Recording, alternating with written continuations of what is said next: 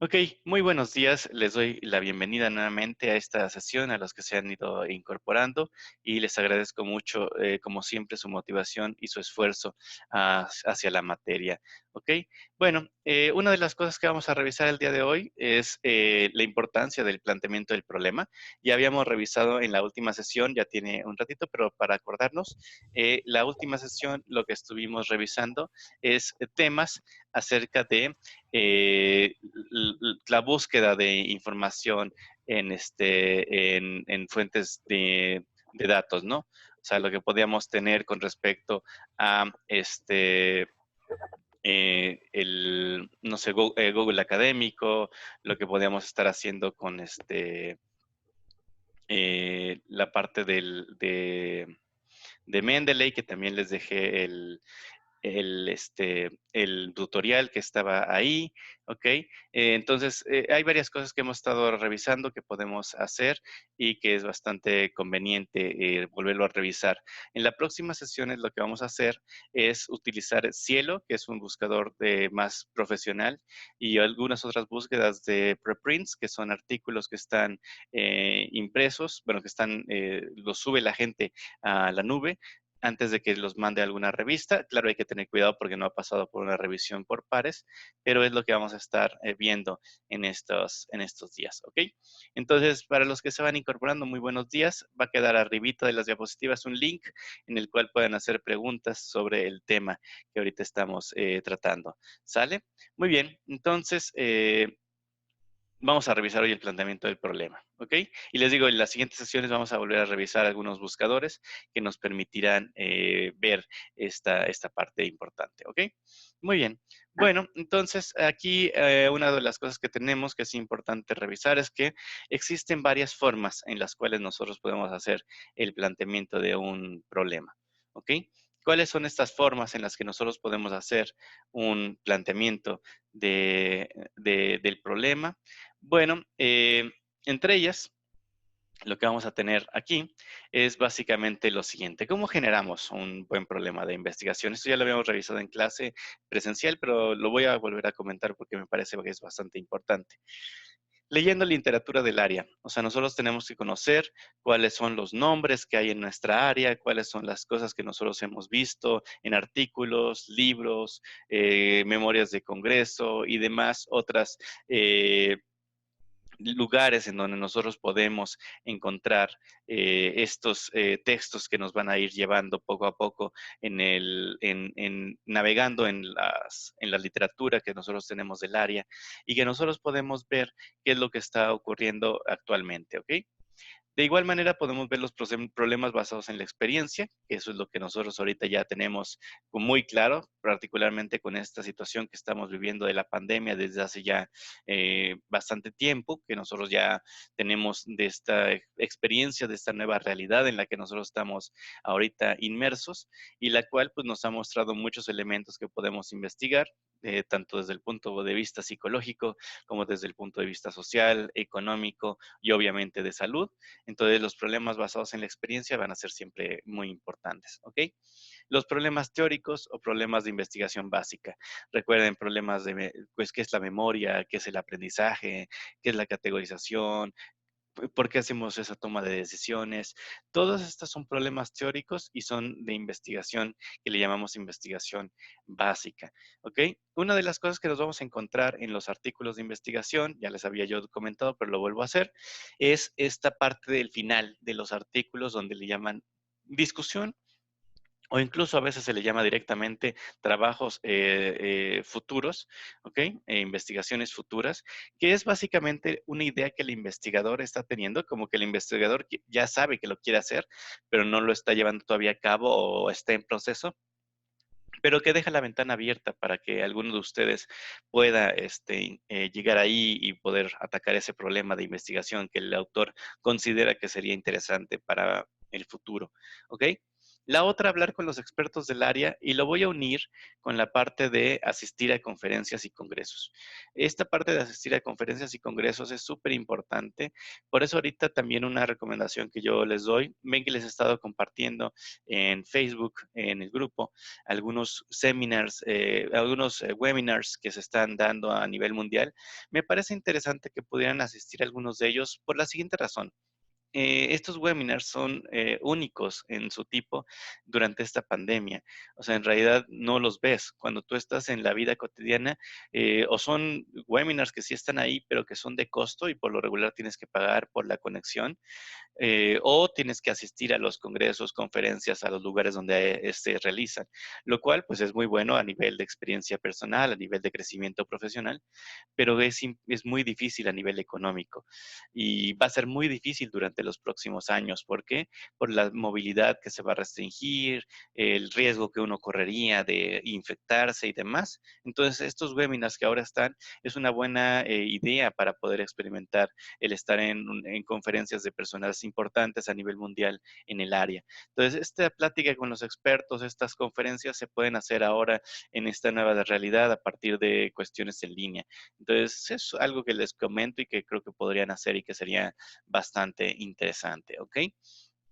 Entonces, eso es algo que podemos hacer. Bueno, otra cosa que también vale mucho la pena es ver cuáles son las características nuevamente de un buen problema. Esto ya lo habíamos platicado en clase y también me parece que es importante volver a mencionarlo, ¿ok? Que es las características, las 6 características que tenemos de un buen problema. Recuerden, las 6 características, la primera tiene que ver con si el problema sea interesante para el investigador, ¿ok? Nosotros como investigadores vamos a ver una serie de temas que probablemente algunos nos llamen más la atención que otros. Y si tenemos varios temas que nos llaman la atención, que son interesantes para nosotros, lo que tenemos que ver es los siguientes puntos. Pero en este punto que sí es interesante para nosotros, recuerden que problema que no nos gusta o problema que nos harta, que nos desagrada, nos va a causar una parte un poco traumática hacia la investigación y después nos va a ser muy difícil quitar esa parte cuando tengamos que hacer un proyecto diferente, ¿ok? Entonces, esto es complicado, es difícil, porque a veces el tema que nos interesa no se hace en nuestro lugar de estudio. Vamos a pensar en algún tema, por ejemplo, de psicología del deporte, que creo que ya lo habíamos platicado en clase. Un tema de psicología del deporte, pues obviamente no tenemos a alguien cercano que lo pueda hacer, entonces ahí el problema interesante se va a tener que convertir en un problema que sea útil. ¿En qué sentido? En herramientas, algún problema que yo, que no me llama de toda la atención el problema, pero la herramienta que se utiliza para resolver ese problema sí. Entonces, por lo tanto, me acerco más a ese problema y listo, puedo ver alguna cosa interesante. ¿Ok? La amplitud, recuerden, la amplitud, los conocimientos, el tiempo y los recursos uniendo los puntos 2 y 3 son necesarios para poder llevar a cabo una buena investigación. Eso es súper, súper importante. ¿Ok? Ya sabemos que necesitamos recolección de datos, análisis de datos, porque problema que no se pueda resolver por medio de un análisis o recolección de datos, pues es muy difícil que lo podamos atender. ¿Ok? Entonces hay que tomar en cuenta esta parte, ¿ok? La otra, que también es interesante, es resolver si la investigación tiene alguna significancia teórica o alguna significancia práctica. La significancia teórica, recuerden, pues tiene que ver con este aporte conceptual de herramienta que se puede hacer hacia la investigación, el campo, el área en que nosotros estemos trabajando, o la significancia práctica que tiene que ver con la aplicación directa, ¿ok? Y como les había comentado en esta ocasión, las cuestiones éticas de los problemas de investigación. ¿Sale? Muy bien. Vamos a ver un ejemplo. Vamos a ver a continuación una serie de ejemplos que me parece relevante e interesante que podamos nosotros analizar, ¿ok? Entonces, una de las cosas que vale mucho la pena es lo siguiente, ¿ok? Entonces, vamos a suponer que tenemos que muchos niños de las ciudades, perdón, a lo largo de México, vienen de familias con solo padre o madre y viven por debajo del nivel de pobreza. Entonces, las investigaciones muestran que estos estudiantes son más propensos a dejar la escuela que aquellos con diferentes estatus socioeconómico. Nosotros podemos ver este problema y pensar que nosotros pues es interesante, vale mucho la pena, es demasiado actual, es algo que podemos considerar que es relevante estudiar. Sin embargo, la amplitud del problema está lejos de nuestro alcance, ¿ok? Demasiado lejos de nuestro alcance. ¿Por qué? Porque no podemos hacer una búsqueda por todo México de todos estos datos de estudiantes en diferentes ciudades, de familias con un padre o una madre. Es complicado. ¿Sale? Por ejemplo, ustedes lo vieron antes de la pandemia, estaban las personas del INEGI pasando de casa en casa, tocaban y hacían esta encuesta que estaban haciendo el levantamiento del censo. Pero el INEGI es una institución que lo puede hacer porque tiene los recursos, tanto económicos como de personal, para poder ir de casa en casa en todo el país y poder hacer esta recolección de la información. Entonces ahí es complejo, ¿verdad? Nosotros no somos o ni tenemos la capacidad que tiene el INEGI para llevar a cabo este tipo de investigación. Entonces hay que tomar en cuenta toda esta parte, ¿ok? Bueno, algo importante que ya lo habíamos comentado en clase, pero lo voy a volver a mencionar porque estamos retomando toda esta parte del planteamiento del problema, los antecedentes del problema y demás, es que no tratemos de investigar todos los problemas del mundo, no tratemos de investigar algunos de los problemas del mundo, sino que investiguemos un problema del mundo, ¿ok? Eso es algo muy importante que sí me gustaría que recordáramos y se los dejo ahí como algo importante, interesante. ¿Ok? Sale. No sé si haya al momento alguna duda, alguna pregunta. Entonces, ¿cuáles son algunos ejemplos? Y les quiero mostrar aquí algunas cosas que me parece interesante desde diferentes puntos de vista con respecto a la significancia teórica o la significancia práctica. ¿Ok? Entonces, en esta parte de la significancia teórica, de la significancia práctica, tenemos estos ejemplos. Vamos a ver si valen la pena estudiarlos. El primero de ellos dice, los carros importados son mejores que los carros fabricados en el país. Pues este tema puede ser importante quizás para la gente que vende coches, pero que no tienen una significancia teórica y no tienen una significancia práctica para la realidad social o para la problemática social en la que nosotros nos encontramos inmersos. Entonces, este ejemplo es un ejemplo de un problema que puede ser interesante para un muy pequeño grupo de personas y que no tiene alguna relevancia ni teórica ni práctica.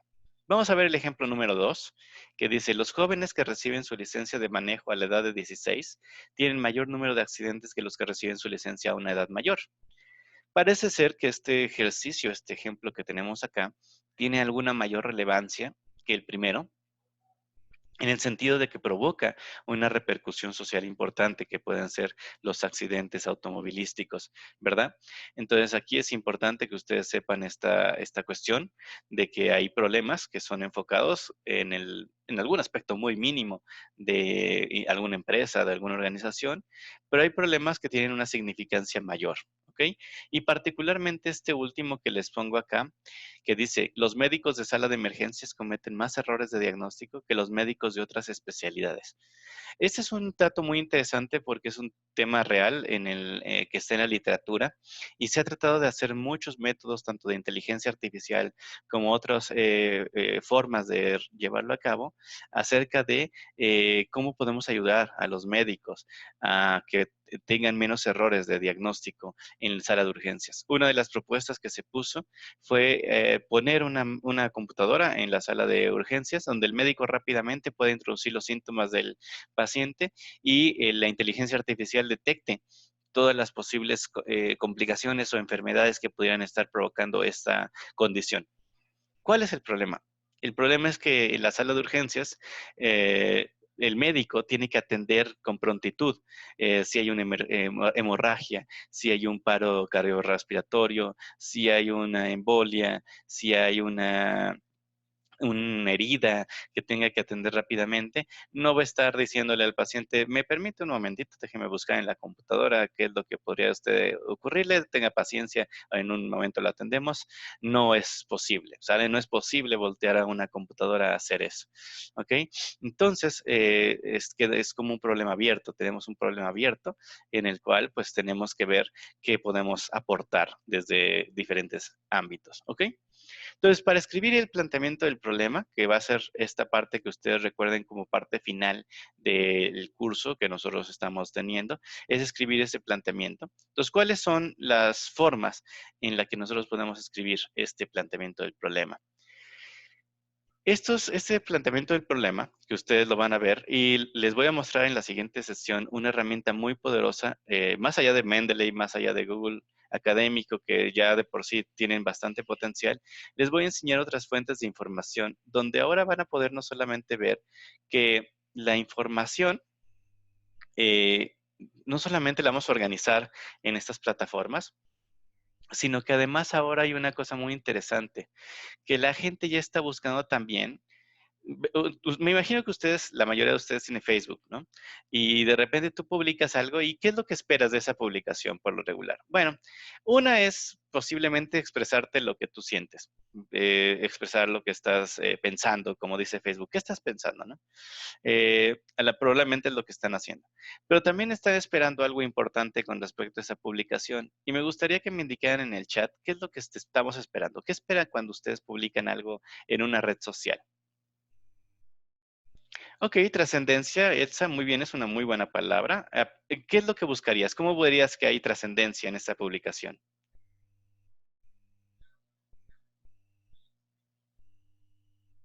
¿Cómo la ven reflejada en una publicación?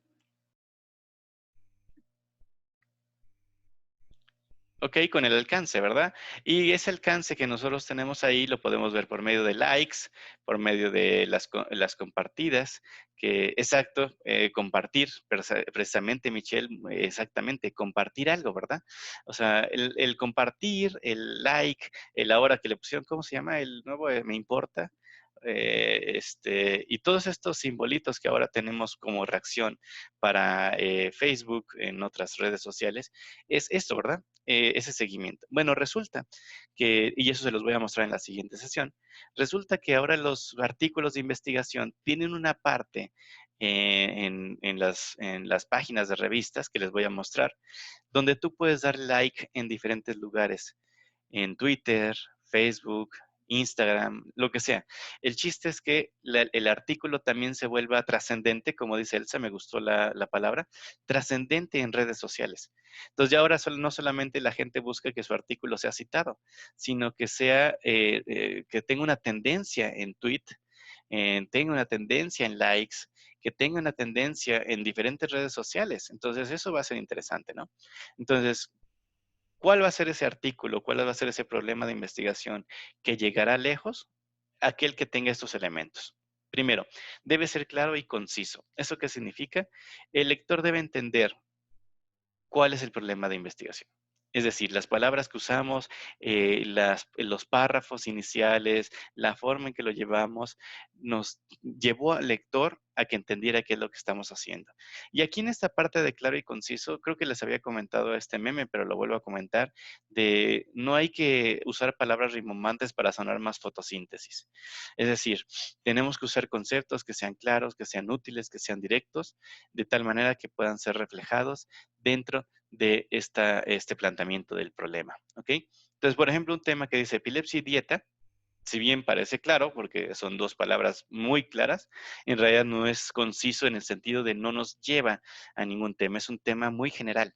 Entonces, se puede expresar como los desórdenes de convulsión en niños son un problema prevaleciente en, y vamos viendo la estructura de estos problemas, ¿ok? Siguiente, debemos incluir todas las variables que nosotros estamos considerando en el problema. ¿Esto qué significa? Pues que si tenemos una variable dependiente, una variable independiente, por ejemplo, puede ser que vamos a aplicar diferentes terapias o que vamos a aplicar un nuevo método de enseñanza en las escuelas, qué sé yo. O sea, todas estas cosas que nosotros podríamos revisar y analizar ahí, posiblemente las debamos incluir en nuestro planteamiento del problema.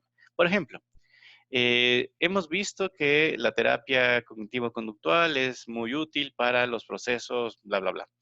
Nosotros queremos ver si en este campo de la psicología, de la terapia, donde se ha aplicado tradicionalmente una terapia X, queremos ver si la terapia cognitivo-conductual en comparación con esta terapia puede tener mejores resultados a largo plazo. Entonces, ¿qué estamos haciendo? Incluyendo las variables, porque estamos incluyendo qué tipo de terapias voy a hacer, cómo la voy a modificar y demás. ¿Ok? Siguiente punto es que no debemos tener sesgos en el investigador. Yo sé que las creencias y varias cosas que nosotros tenemos como seres humanos, ideologías y demás, pues son parte importante que nos delimita qué es lo que nosotros podemos o queremos investigar. Eso es importante, o sea, sí hay que reconocerlo. Lo tenemos, somos seres humanos y los seres humanos tenemos eso. Pero el proceso científico, la ciencia como tal, no debe ser ideológica. La ciencia como tal es un instrumento, es una forma de ver el mundo que debe ser objetiva en el alcance en el que nosotros tenemos y podemos llegar a nuestro objetivo final. ¿Ok? Entonces, lo que vamos a hacer con esta investigación, con esta herramienta científica, es eh, llevar a cabo nuestro pensamiento, nuestra creencia, pero sin que nuestra creencia dirija la investigación. Porque entonces podría pasar que nuestra investigación va a decir algo que nosotros queríamos saber, pero eso no quiere decir necesariamente que sea cierto, sino que tiene que ver con que nuestro sesgo, nuestra ideología, nuestro pensamiento, nuestra creencia fue la que dirigió la investigación. Y en eso hay que tener mucho, mucho cuidado. ¿Ok? Entonces, algo muy importante de comentar y decir es que no solamente es importante cuál es el problema. Ya sabemos, el problema es súper importante. Creo que lo dije alguna vez en clase presencial. El problema es el problema. ¿Ok? Sí, definitivamente. Pero como recuerden, también es importante decir cuáles son sus antecedentes, que eso lo vamos a ir construyendo en las siguientes sesiones, que yo les comento que vamos a ir viendo varias plataformas. Y la significancia, la importancia de este problema de investigación. ¿Ok? Bueno, y como parte final, para poder dejar algunos minutitos para algunas preguntas, ¿cuáles son los elementos? ¿Cómo vamos a ver la estructura de este problema? Bueno, pues vamos a suponer un ejemplo. ¿Ok? Aquí puse la Universidad de Cómics, para no decir alguna universidad en particular, espero que no exista la Universidad de los Cómics. ¿Ok? Y vamos a pensar en esto. Los estudiantes latinoamericanos de la Universidad de los Cómics fallan en las materias de neurobiología del inicio de la carrera con tasas más altas, 23%, que la media, que es 16% nacional histórica del país. ¿Ok? Digamos que ese es nuestro problema, ese es nuestro planteamiento del problema. ¿Ok? Entonces, ¿qué hacemos? Pues vamos a la literatura. Y en la literatura vamos a tratar de encontrar algunos artículos que tengan que ver con el tema. Recuerden, y creo que lo comenté también en clase, recuerden que no se trata de buscar artículos, libros que digan exactamente mi problema, porque si lo dicen exactamente, recuerden que había yo comentado, pues ya no hay nada más que hacer. O sea, si podemos leer la literatura y encontramos nuestro problema y decimos, ah, ya lo entendí, entonces eso quiere decir que pues ya no hay nada que investigar por ahí, por lo tanto no es un tema interesante a estudiar, ¿sale? Entonces vamos a buscar la literatura y encontramos lo siguiente. Muchos estudiantes ingresan a la universidad con pobres conocimientos de biología. Pérez 2016. En las escuelas, donde generalmente los requisitos incluyen clases de biología, históricamente la tasa de fracaso en los cursos de neurobiología es aproximadamente del 16%. Sánchez 2015. Y quiero que vean una cosa muy importante y voy a regresarme. Este 16% que ustedes están viendo aquí, este 16% que dice que es la nacional histórica del país, pues viene reflejada de los antecedentes del problema. ¿Qué significa eso de los antecedentes del problema? Pues los antecedentes del problema es básicamente este Sánchez 2015. O sea, de ahí viene ese 16% de que históricamente históricamente la tasa se ve reflejado en esta parte de la media nacional, del promedio nacional, ¿ok? Entonces, esta parte de los antecedentes es sumamente importante. Y esto nos lleva a la significancia. Y dice, el fracaso en materias al inicio de la carrera de los estudiantes no solo extiende el tiempo en la escuela para tener que repetir la materia, sino que también es un predictor importante en la deserción escolar. Y volvemos a estar Cabrera 2017. Eso quiere decir que vamos ampliando nuestro problema de tal manera que no solamente ya tenemos la parte histórica, la parte de antecedentes, sino que ahora también tenemos la parte de la significancia. ¿Ok? Entonces, finalmente lo juntamos, lo armamos y reunimos todas las partes de este planteamiento y queda más o menos así, se los voy a leer. Muchos estudiantes ingresan a la universidad con pobres conocimientos en biología. Pérez 2016. En las escuelas, donde generalmente los requisitos incluyen clases de biología, históricamente la tasa de fracaso en los cursos de neurobiología es aproximadamente del 16%. Sánchez 2015. Los estudiantes latinos de la Universidad de los Cómics fallan en las materias de neurobiología del inicio de la carrera con tasas más altas, 23%, que la media, 16% nacional histórica del país. El fracaso en materias al inicio de la carrera de los estudiantes no solo extiende el tiempo en la escuela para tener que repetir la materia, también es un predictor importante de la deserción escolar. Cabrera 2017. Y ya hicimos un planteamiento del problema. Obviamente, este es un planteamiento corto, es un párrafo, ¿sale? Que va a ir acompañado de unos antecedentes del problema que por lo regular lo escribimos entre 4 o 5 páginas, ¿sale? Pero esa es la estructura y esa es la importancia de lo que nosotros estamos viendo, ¿ok?